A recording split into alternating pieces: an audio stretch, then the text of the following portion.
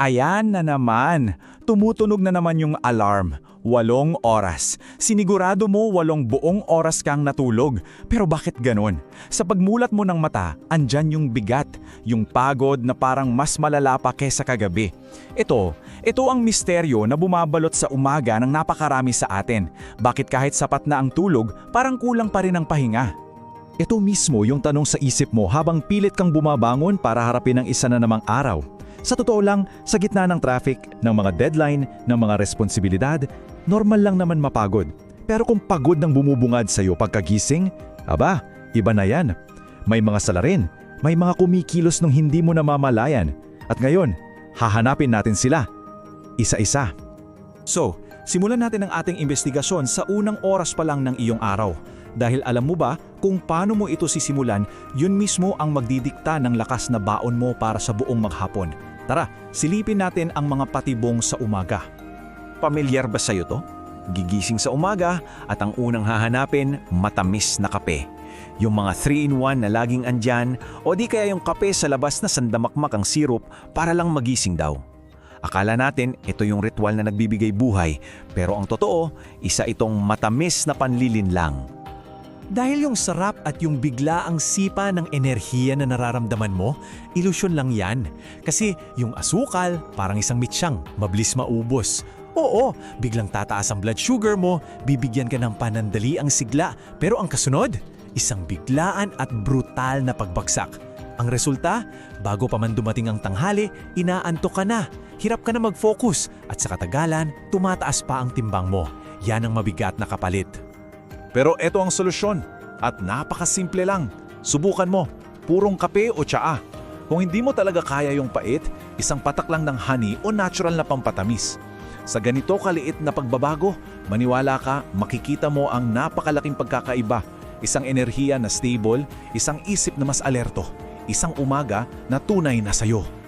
Ngayon, pumunta naman tayo sa kasukdulan ng araw, ang tanghalian. Itong isang oras na ito ang magtatakda ng kapalaran ng buong hapon mo.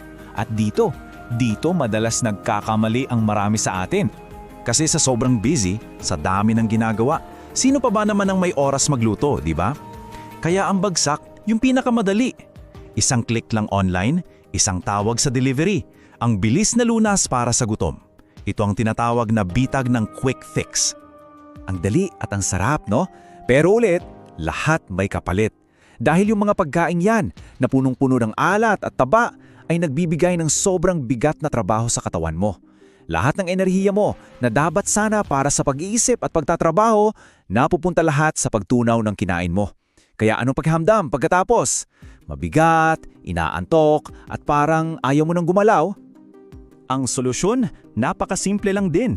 Balikan natin ang isang tradisyong subok na, ang pagbabaon. Habang naghahapunan ka, damihan mo na yung luto para bukas. Isang simpleng isda o manok tapos gulay.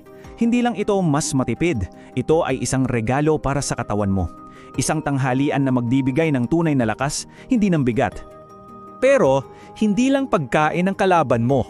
May isa pang salarin na tahimik lang pero dahan-dahang umuubos ng lakas mo. Ang maghapong pagkakaupo. Parang isang sentensya, isang parusa na naging normal na sa buhay opisina. Palusot natin, sobrang init sa labas, traffic o simpleng walang oras. Ngunit, pakinggan mong mabuti ito.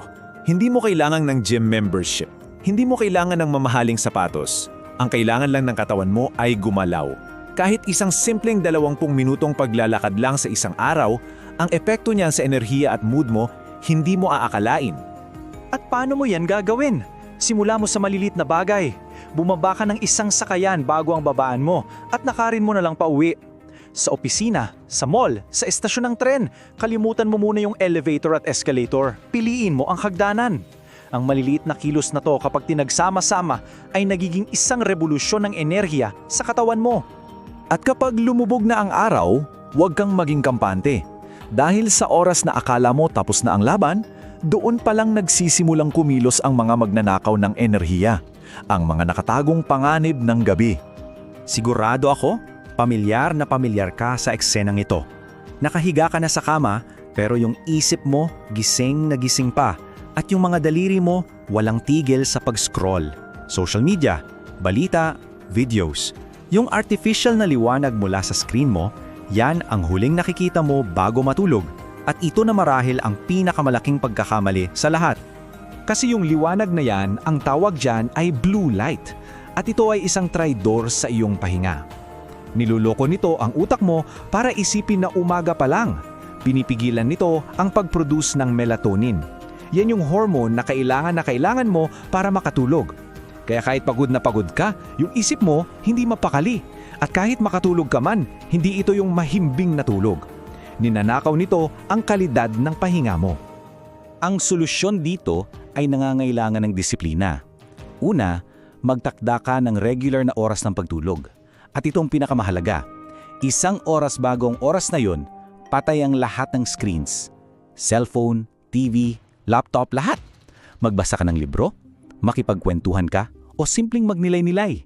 Hayaan mong maghanda ang katawan mo para sa tunay na pahinga. Mula umaga hanggang gabi, nakita na natin ang mga kalaban. Pero ngayon, hindi na ito tungkol sa problema. Ito ay tungkol sa kapangyarihan mo. Ang kapangyarihan mong pumili.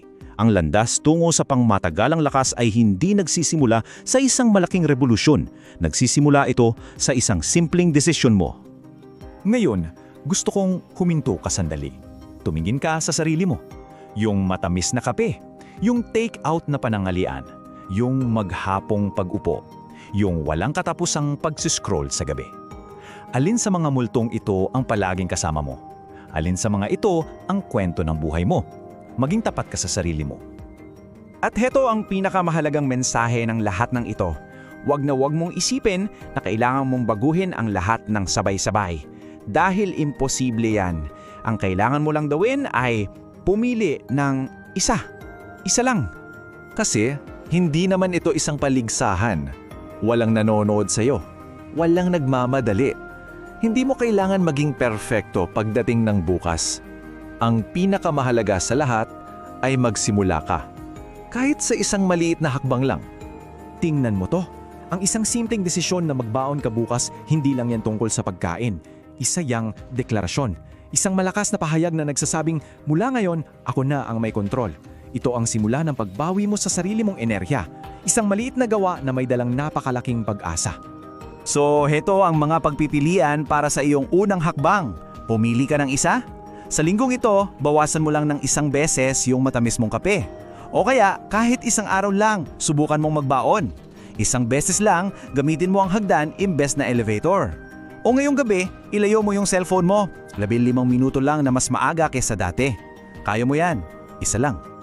Dahil kapag yung isang maliit na hakbang na yan ay nagawa mo at naging gawi mo, mararamdaman mo ang pagbabago. Yung bigat sa umaga, dahan-dahang mapapalitan ng sigla. Yung antok sa hapon, magiging gaan. At ang gabi mo, magiging isang tunay na santuwaryo ng pahinga. Ang lahat ay nagsisimula sa isang simpleng pagpili. Ang pagpili mo. Thank you for watching, Carlo Preza.